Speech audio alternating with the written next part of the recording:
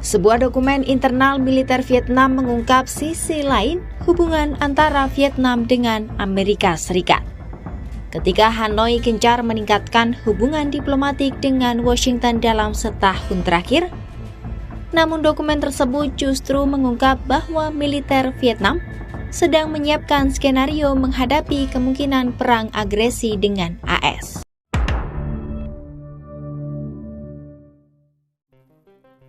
Guys, sebuah informasi rahasia bocor ke publik, di mana dalam dokumen tersebut menyebutkan sejumlah negara di Asia Tenggara atau ASEAN sedang bersiap untuk berperang.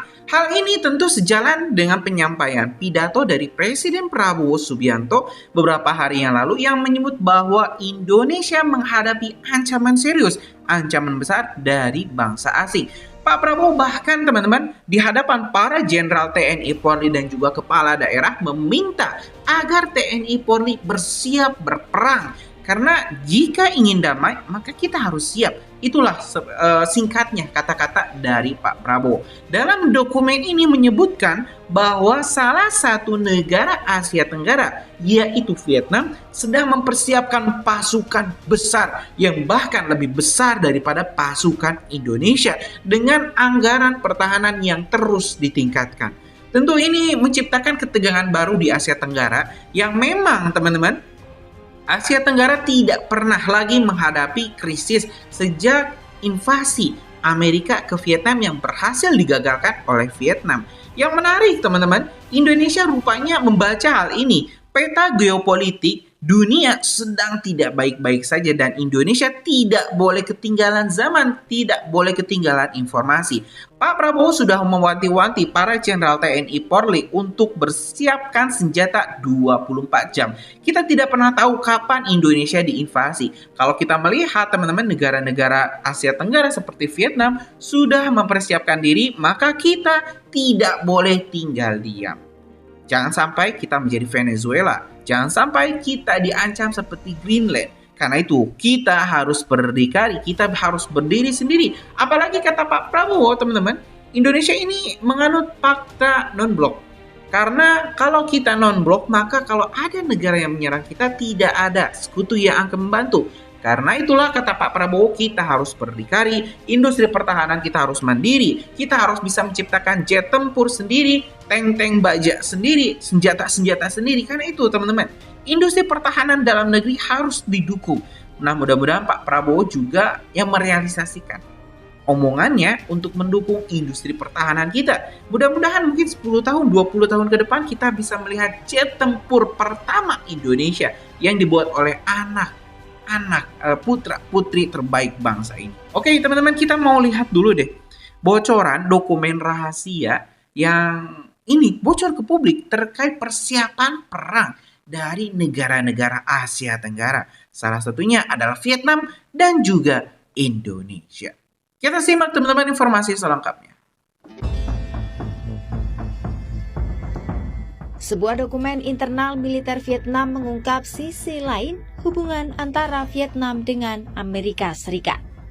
Ketika Hanoi gencar meningkatkan hubungan diplomatik dengan Washington dalam setahun terakhir, namun dokumen tersebut justru mengungkap bahwa militer Vietnam sedang menyiapkan skenario menghadapi kemungkinan perang agresi dengan AS.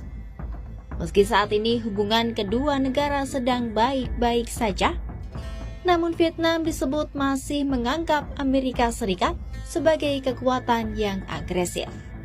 Dokumen itu menyebut bahwa Vietnam sangat takut pada kekuatan eksternal yang memicu pemberontakan terhadap kepemimpinan komunis, seperti yang terjadi pada Revolusi Oranye 2004 di Ukraina dan Revolusi Kuning 1986 di Filipina. Pendekatan dualitas Vietnam terhadap Amerika Serikat itu terungkap dalam dokumen internal rencana invasi AS kedua milik Kementerian Pertahanan Vietnam yang tersiar pada Selasa, 3 Februari 2026. Dokumen itu diketahui selesai disusun pada Agustus 2024. Dalam dokumen itu, para perencana militer Vietnam menilai Amerika Serikat dan sekutunya siap menggunakan berbagai bentuk peperangan non-konvensional demi memperkuat posisi menghadapi China. Bahkan AS disebut tidak menutup kemungkinan melakukan invasi skala besar terhadap negara atau wilayah yang dianggap menyimpang dari kepentingannya. Meski disebutkan resiko perang langsung terhadap Vietnam saat ini masih kecil, dokumen itu menegaskan perlunya kewaspadaan tinggi agar AS dan sekutunya tidak menciptakan dalih untuk melancarkan serangan. Dokumen tersebut juga mengulas arah kebijakan Washington sejak pemerintahan Barack Obama, dilanjutkan Donald Trump hingga kepemimpinan Joe Biden. Selama periode itu, Vietnam menilai AS semakin memperluas kerjasama militer dan strategis dengan negara-negara Asia untuk membentuk barisan menghadapi China. Pada 2023, di era Presiden Joe Biden, AS dan Vietnam menandatangani kemitraan strategis komprehensif yang mengangkat hubungan kedua negara ke tingkat diplomatik tertinggi, setara dengan relasi Vietnam bersama Rusia dan China. Namun status tersebut tidak sepenuhnya meredakan kegelisahan Hanoi. Vietnam tetap mencemaskan dorongan AS dalam menyebarkan nilai demokrasi, kebebasan, dan hak asasi manusia versi Washington yang dinilai berpotensi mengerus sistem pemerintahan sosialis Vietnam. Ben Swanton dari The 88 Project menilai, dokumen itu memberikan gambaran paling jujur tentang kebijakan luar negeri Vietnam. Menurutnya, Hanoi tidak memandang Amerika Serikat sebagai mitra strategis, melainkan sebagai ancaman eksistensial. Vietnam bahkan dinilai tidak berniat bergabung dengan aliansi anti-Cina yang dipimpin Washington. Di lain sisi, pemerintahan Vietnam dan AS sama-sama menolak memberikan komentar langsung terkait isi dokumen tersebut. Washington hanya menegaskan bahwa kemitraan dengan Vietnam bertujuan mendorong kemakmuran dan menjaga stabilitas kawasan di Indo-Pasifik.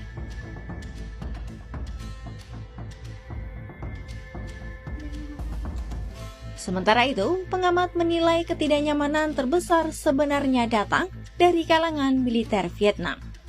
Mereka dinilai masih menyimpan trauma sejarah perang dengan Amerika Serikat.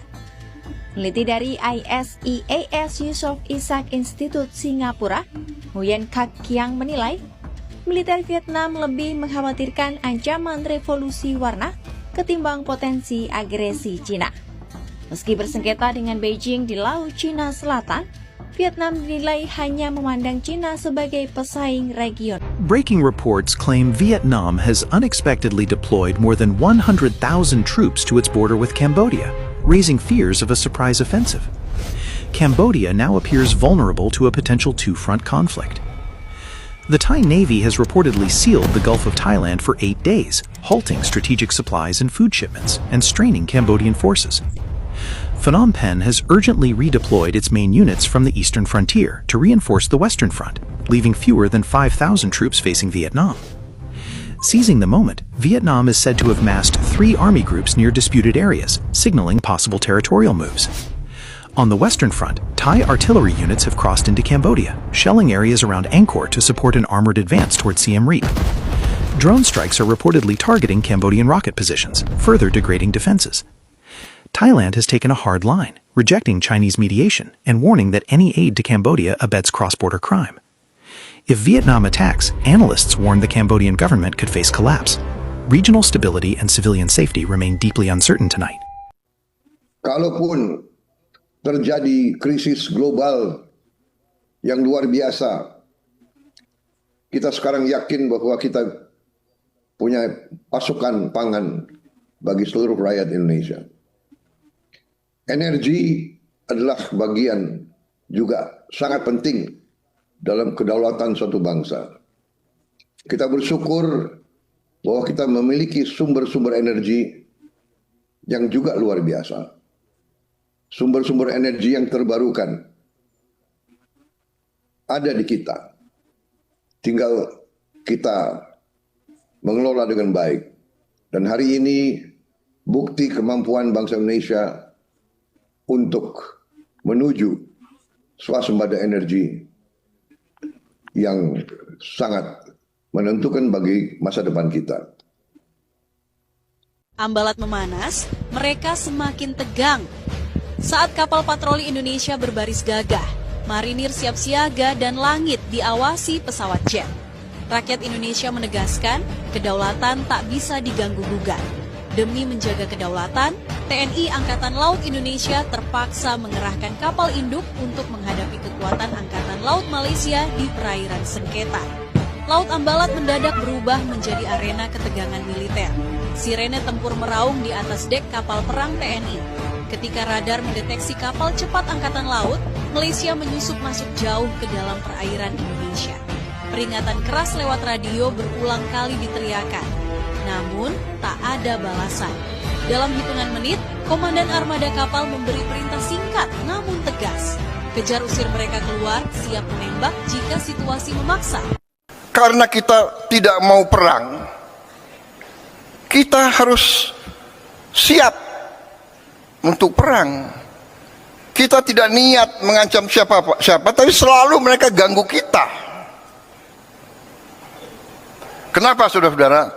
Karena Indonesia, Nusantara kita, semua pulau-pulau kita adalah kaya dengan sumber daya alam yang luar biasa. Karena inilah negara-negara Eropa ratusan tahun ke kita. Negara-negara di utara ke kita. Mereka ke kita ratusan tahun. Belanda, Portugis, Spanyol, Prancis, Inggris, Jepang, Mongol. Mereka ke sini bukan untuk wisata. TNI siap perang menunggu hasil perundingan dan perintah. Panglima TNI Jenderal menegaskan siap perang demi keutuhan NKRI, namun demikian harus tetap menunggu hasil perundingan Indonesia dengan Malaysia yang akan dilaksanakan 6 September. Perundingan antara pemerintah Indonesia dengan Malaysia baru akan digelar 6 September terkait memanasnya hubungan kedua negara belakangan ini. Sementara rakyat dua belah negara sudah panas saling kecam dan protes dengan berbagai aksi. Tugas TNI adalah menjaga kedaulatan negara, integritas dan keutuhan wilayah NKRI, serta menjaga keselamatan bangsa. Anggota TNI selalu dalam keadaan siap perang setiap saat karena sudah menjadi tugas pokok dari tentara.